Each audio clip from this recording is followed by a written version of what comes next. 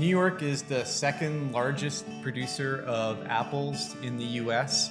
We have a very long tradition of growing apples. We have fantastic apples, we have fantastic apple growers, and a lot of these producers are seeing cider as a way to add value to their crop.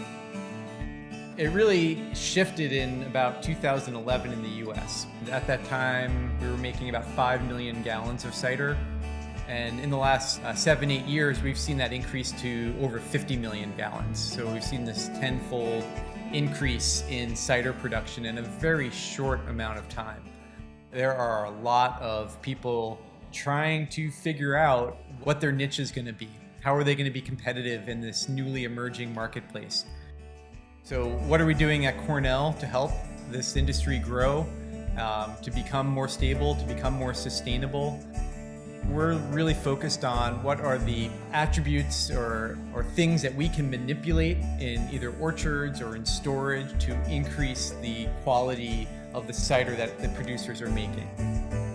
We're looking at how crop load management would affect the final output of cider quality. Susan Brown, who is Cornell's apple breeder, is intentionally making crosses for cider production. Researchers at Cornell are also establishing programs to help foster the growth of the cider industry in New York State. We have a really strong cooperative extension group that is putting together field days where we see a lot of cross-collaboration amongst our producers.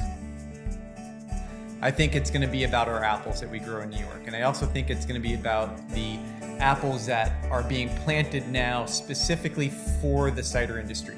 And I think that's really going to make New York stand out and be unique in the marketplace.